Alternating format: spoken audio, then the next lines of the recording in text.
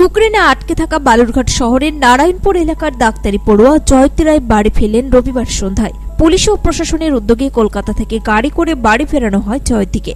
কলকাতা থেকে বাড়ি ফেরার আগে সব রকম ব্যবস্থা করা হয়েছিল। এদিকে চোখের সামনে মিসাইল পড়া ও অনবরত গুলিবর্ষণ মনে পড়লে এখনো আঁতকে উঠছে জয়তী। বাড়ি ফিরে সে আতঙ্কের বর্ণনা সকলের সামনে করেন জয়তী। যুদ্ধের দেশ থেকে মেয়ে প্রাণে বেঁচে সুস্থ অবস্থায় বাড়ি ফিরে আসায় চোখের জল বাদ মানেনি জয়তীর বাবা মায়ের। ইউক্রেন থেকে জয়তী এসেছে জানতে পেরে খোঁজ খবর নিতে বাড়িতে আসেন পাড়া প্রতিবেশীরা। জয়তীর আবেদন, ইউক্রেনে যারা আটকে রয়েছে তাদেরকে দ্রুত ফেরানো হোক। পাশাপাশি ইউক্রেনে যুদ্ধ থেমে গেলে আবার ইউক্রেনে তারা ডাক্তারি পড়তে যেতে চান, কারণ দেশে পড়ার সুযোগ নেই। জয়তী আরো বলে, যদি তারা যেতে না পারেন দেশেই পড়ার ব্যবস্থা করা হোক, তাহলে তাদের সুবিধা হবে। কারণ তাদের মতো মধ্যবিত্ত পরিবারের সামর্থ্য নেই 70 থেকে 80 লাখ টাকা দিয়ে ডাক্তারি পড়ার, তাই তারা বিদেশে ডাক্তারি পড়তে গিয়েছেন। এ বিষয়ে ইউক্রেন ফেরত ছাত্রী জয়তী রায় জানান, আমি শিওরই ছিলাম না যে বাড়ি আসতে পারবো কিনা, কারণ ওখানে আমি যে ক্যাপিটাল সিটিতে ছিলাম কিয়েভে, তো ওখানে যখন তখন বোম পড়ছিল। আমরা বাঙ্কারসে ছিলাম নিচে, আমি 4th ফ্লোরে ছিলাম হোস্টেলে, তো আমাদের 4th ফ্লোরে যাওয়া একদম অ্যালাউড ছিল না, আমাদেরকে আন্ডারগ্রাউন্ড বাঙ্কারে থাকতে হতো। আর আমরা 3-3.5 দিন বাঙ্কার্সের মধ্যেই ছিলাম। আর তারপরে আমরা নিজেরা রিস্ক নিয়ে গাড়ি ভাড়া করে আমরা বর্ডার ক্রস করেছি।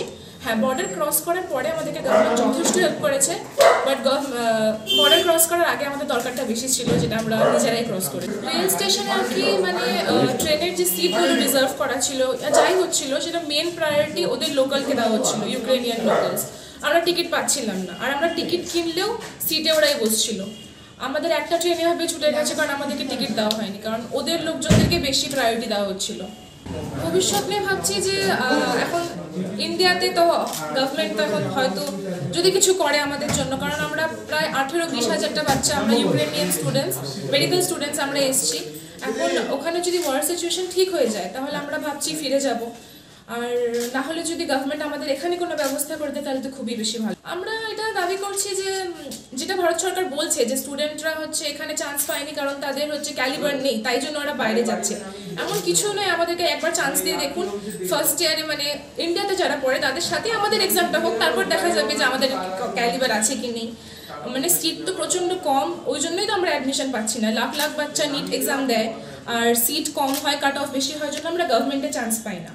আর আমরা মিডল ক্লাস ফ্যামিলিরা অ্যাফোর্ড করতে পারবো না যে 80 লাখ টাকা 1 কোটি টাকা দিয়ে আমরা প্রাইভেট কলেজে পড়ি, তাই জন্যই আমাদের বাইরে যেতে হয়। তার মানে এটা না যে আমাদের ক্যালিবার নেই জন্য আমরা বাইরে যাচ্ছি। তাদের জন্য এটাই বলবো যে বর্ডার ক্রস করাটা সবার জন্য সম্ভব হচ্ছে না। আমরা কয়েকজন স্টুডেন্ট, আমরা 40 জন বাঙালি গ্রুপ নিয়ে আমরা ক্রস করেছিলাম, নিজের রিস্কের জন্যই আমরা ক্রস করতে পেরেছি।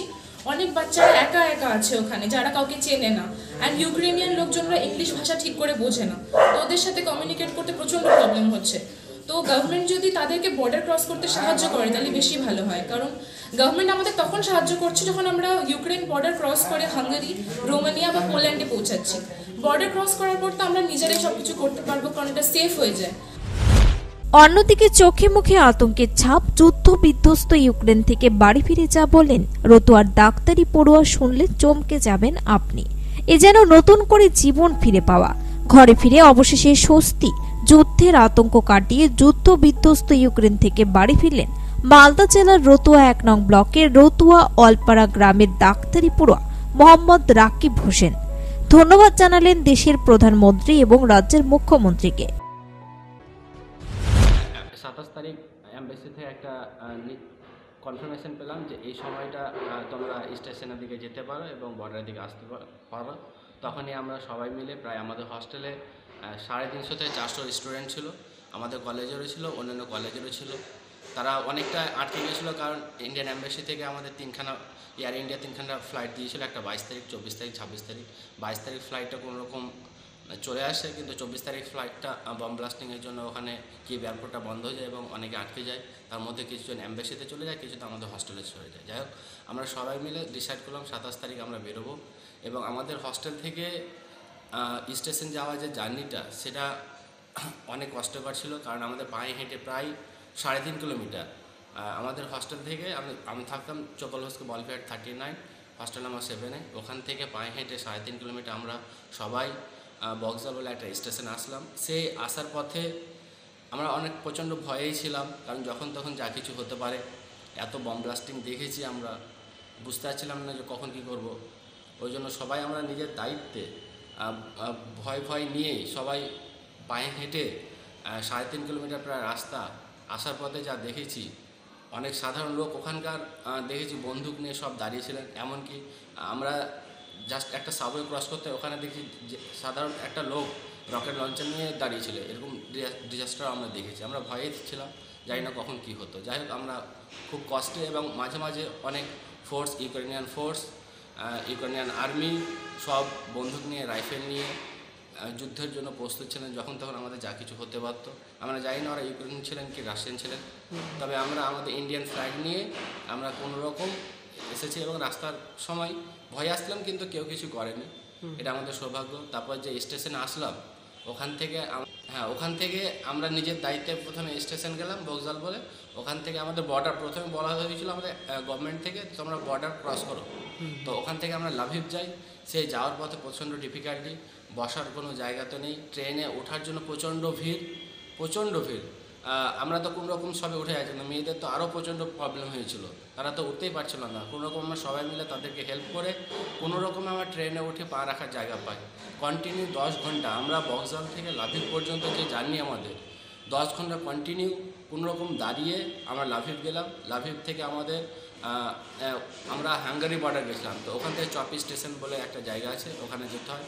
না কোনো ট্রান্সপোর্টের সিস্টেম ভালো, না কোনো গাড়ি পাচ্ছিলাম। তো আমরা কোনো রকম একজনের নাম্বার পেয়ে আমরা গাড়িটা বুক করি, একটা গাড়ি। ট্রেনে তো ওঠার প্রবলেম হচ্ছিল, তাই আমরা ওখান থেকে গাড়িতে করে চপ স্টেশন গেলাম। এবার ওখান থেকে আমাদের জুহানি বলে একটা স্টেশন আছে, ট্রেনের মাধ্যমে বর্ডারটা ক্রস হয়। কিন্তু চপি স্টেশনে এত ভিড় প্রচণ্ড বলার বাইরে। ওখানেই আবার আমাদের প্রায় 10 থেকে 12 ঘন্টা কন্টিনিউ দাঁড়িয়ে আমাদের ইমিগ্রেশনের জন্য লাইন দিতে হয়েছিল।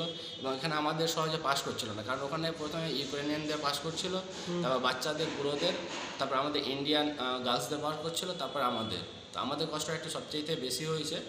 এবং তারপরে কোনো রকম আমরা ওটা বেরিয়ে যখন জুহানি স্টেশনে আসলাম, তারপর আমাদের আর কোনো প্রবলেম হয়নি। এবার ওখানকার হাঙ্গারির অনেক ধন্যবাদ, হাঙ্গারির সাধারণ লোকজনকে, অনেক যারা চ্যারিটি ছিলেন, যেনারা আমাদের প্রচণ্ড হেল্প করেছেন, প্রচণ্ড। আর ওখানকার লোকজন সত্যিই খুব ভালো লোকজন, এত হেল্প করেছেন। আমরা অনেক ধন্যবাদ জানাই হাঙ্গারি গভর্নমেন্টকে, হাঙ্গারির সাধারণ লোকজনকে। ওখান থেকে আমাদের তারপরে ইন্ডিয়ান এমবেসি ওখান থেকে আমাদের টেক অফ করে নিয়েছিল, ওদের সাথে লিঙ্ক ছিল। ওখান থেকে আমাদের হোটেলে নিয়ে আসা হয়, তারপর থেকে আর কোনো প্রবলেম হয়নি।